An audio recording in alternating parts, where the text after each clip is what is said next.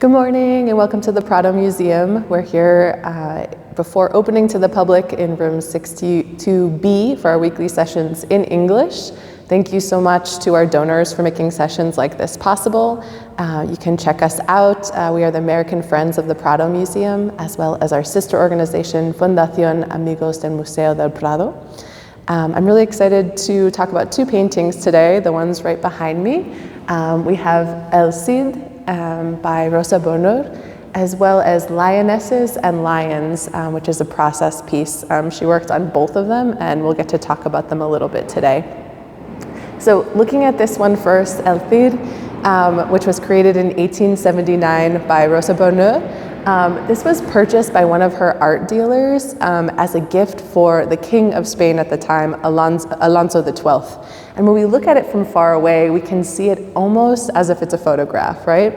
We come a little bit closer, we can see that it's a beautiful, detailed oil painting, which her art dealer purchased as a gift for this king. Now, what better gift for a king than a portrait of a lion? And that's exactly what he's gifted here. As we know, the lion represents strength, loyalty, and rebelliousness.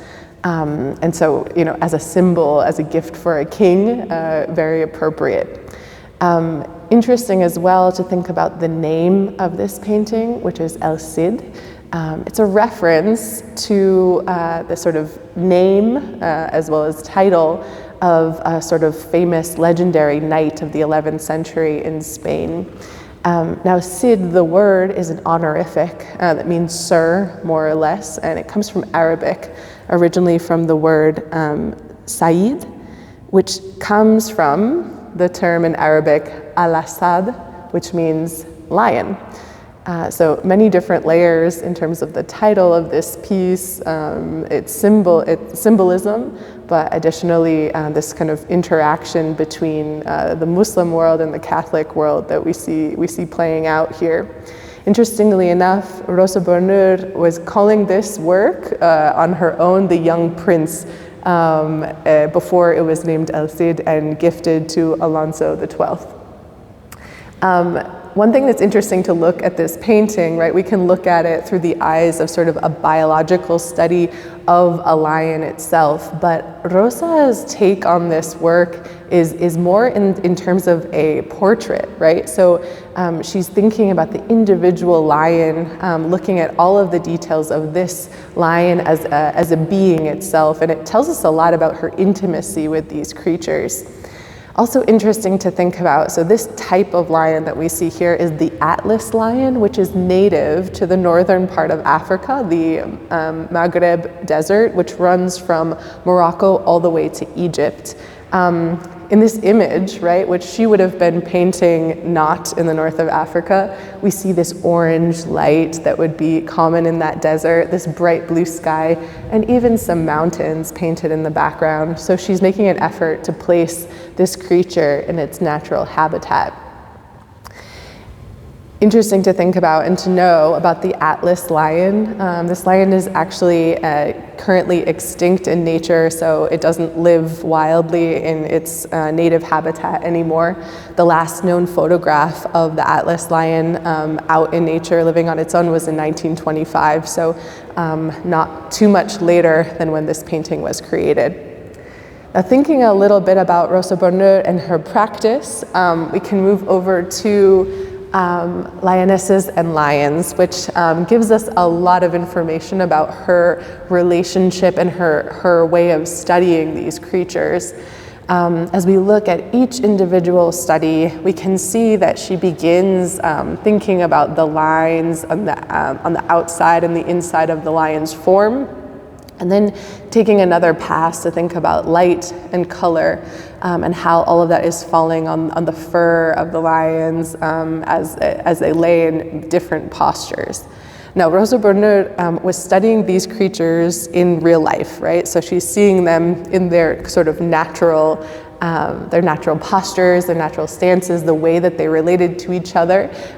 She was studying them in a menagerie in Paris initially, But later on in her career, when she was more successful, she bought herself a castle and actually had 2 lions living there with her, which she was able to study and create relationships with, create intimacy with, so that she was able to be closer to them and see them in their natural state.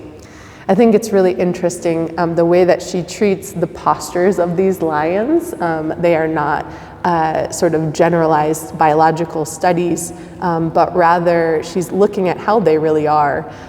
Even in this paw painting over here, taking the time to look just at the inside of this paw, a lion basking in the sun, and really study all of the different lines that are going on there.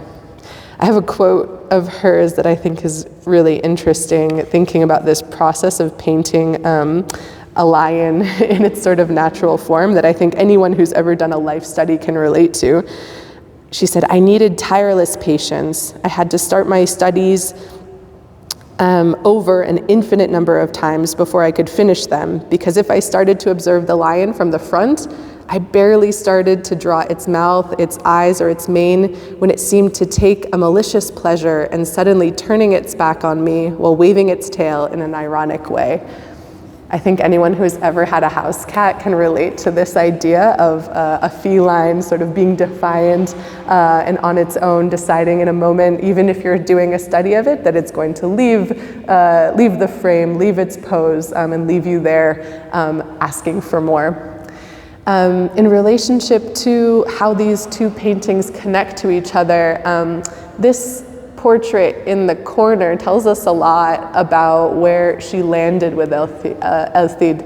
So particularly here, her treatment of the white on the sort of muzzle of the lion, below the eyes, and even this tiny little line above on the top of the head really show us how she's capturing and studying, okay, these are where the highest highlights are. And then when we move over to the finished painting, you see that reflected really directly. So the color of the fur on the chin, but additionally where the light is hitting this creature, allow her to really capture all of the details down to the light in the whiskers, the mane at the top of the head, all of that relates to this portrait of this individual lion, which we see here. A couple last thoughts about Rosa Bonheur. So she was quite a progressive and individual and courageous woman as well herself. This is at the end of the 19th century, and she, beyond being a successful female painter, she was also quite rebellious. She insisted on wearing pants and actually had to have a license to move around Paris in that way. She also chose to live with a female companion at home, so really just selected the way that she wanted to live her life, had her lions at home with her, and really chose to focus on lions and tigers as the subjects of most of her work throughout her life, as well as other creatures. Thank you so much for joining us for our weekly sessions in English. We look forward to seeing you next week.